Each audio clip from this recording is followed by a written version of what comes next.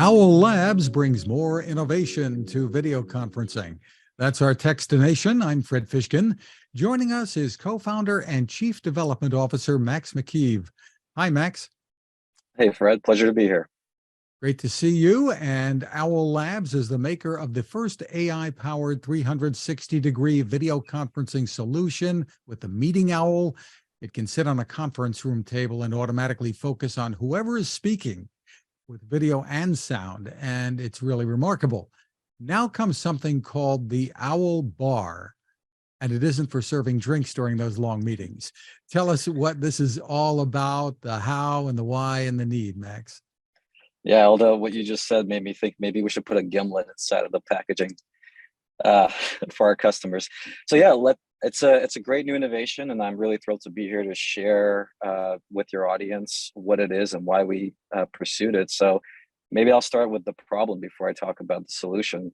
Yeah, so for anybody that's ever been on the video call, you dial into a room, and oftentimes what you see is this sort of fly on the wall view of the room, or you see a bowling alley view of the room. And more or less, you're capturing the entire room. And so that's beneficial to the person joining the call. And what you find during the call is that when folks in that room are addressing you, when they're looking at the television set, you get this fairly decent view of the person speaking, and you get to see their body language and that kind of thing. But when they start to look away from the TV and they start to address anybody else in that room, you're seeing the side of their face, you're seeing the back of their head. And in a world where hybrid is sort of the new normal, you want to provide an equal seat at the table to those remote participants. So front of the room bars that are available in the market just can't do that.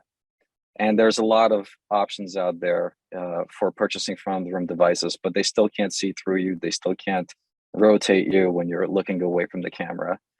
And this was our opportunity. We thought a little bit differently about the problem and how we might be able to solve it. And so we released the Owl Bar, which is packed with a whole ton of our intelligence, but it has a unique feature where it can actually pair with the Meeting Owl in the room, and they can, between them, decide what is the best angle at any given time to capture the person or the people speaking. And then they work together seamlessly to composite an output that makes a lot of sense for that remote person dialing into the call. And then they broadcast it faithfully over Zoom or Hangouts or GoToMeeting, all the video conferencing platform providers. So the Owl Bar, it works great as a standalone device if that's what you prefer. And of course, for companies who want to deliver that high quality, engaging hybrid experience, they would purchase the Owl Bar with a Meeting Owl, have them work together to provide that complete experience for the remote participants that aren't in the room. Technically, it would seem you have so many issues to overcome here, that shifting quickly from speaker to speaker in a room. And I guess it can really be tough if more than one person is trying to speak. Yeah, absolutely. So quality is critical. You know, one of the things we've always thought about when we started the company was that if we ever got to a place where we could have our devices in conference rooms, now we're sitting in the middle of the most important conversations, the conversations that drive your business forward. And so in order to deliver high quality, you can't create an experience with this camera person that's sitting inside of our products that is nauseating. Too much switching, too much tracking. It becomes burdensome, and remote participants will naturally ask that they shut off that Meeting Owl and switch to something more static. So we had a pretty high bar that we set for ourselves, and we know how to write that software. And we've been doing that for 6 years. So here we are now with Owl Bar coming to market. We're actually taking this foundational work that we've done, and we're repurposing it for the front of the room camera. That's one. The second thing is, during the pandemic, we launched a feature into the Meeting Owl called Owl Connect. And this was actually the first time that you can wirelessly pair two Meeting Owls together in a room to cover more spaces. So a single owl is great for small and mid-sized rooms. If you have larger conference rooms, just put two on the table, they'll wirelessly connect. And my point there is that we've actually had this version of software deployed and field tested for now approaching 3 years.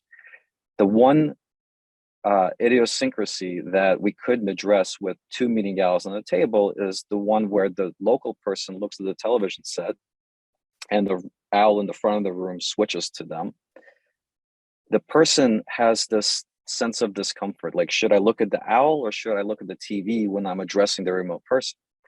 And this is enough of a signal that told us that, hey, we should actually solve this by building the owl bar, because folks never really wonder where to look when the camera is below or above the TV, but somehow they feel this bit of friction when there's an owl.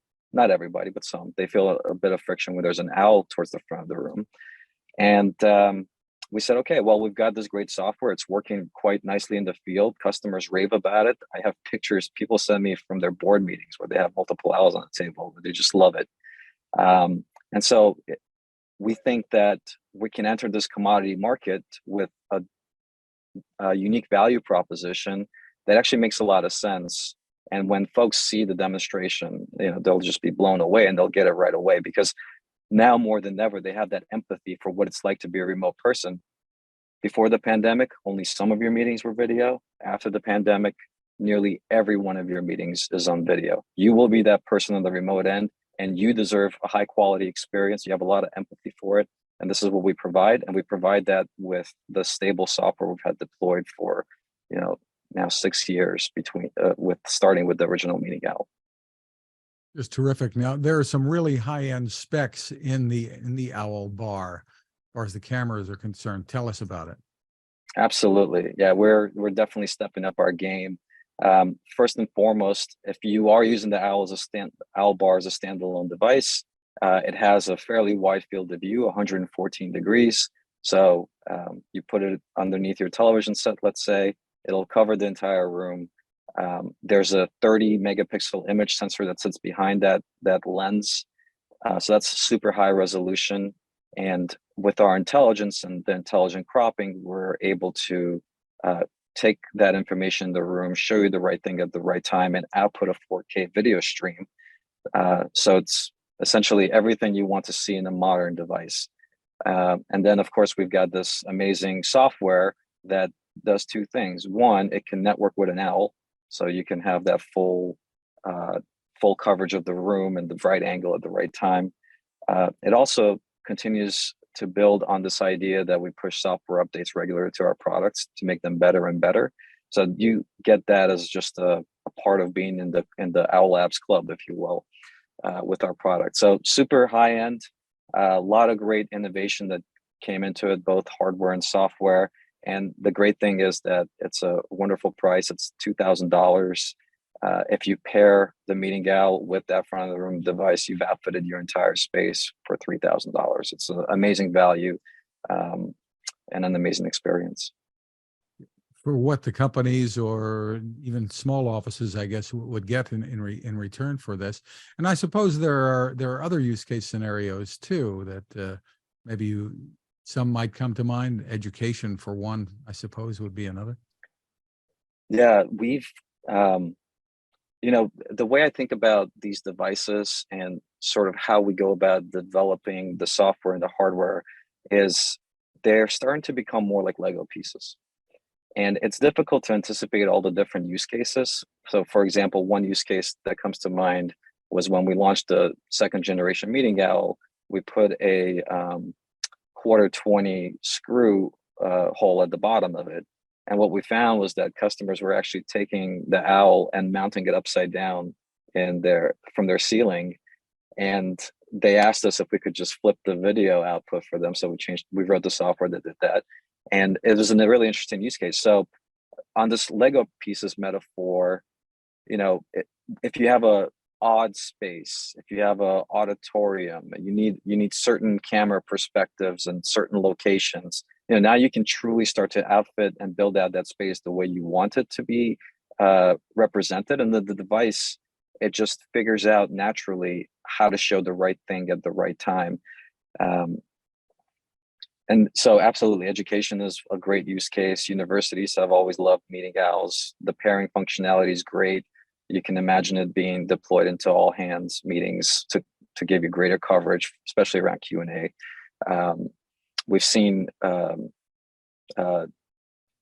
conferences where they're set up like U-shaped tables where people are seated around and multiple owls are deployed to be able to cover that bigger space so that you can see the person asking questions as well as the speaker who's providing answers.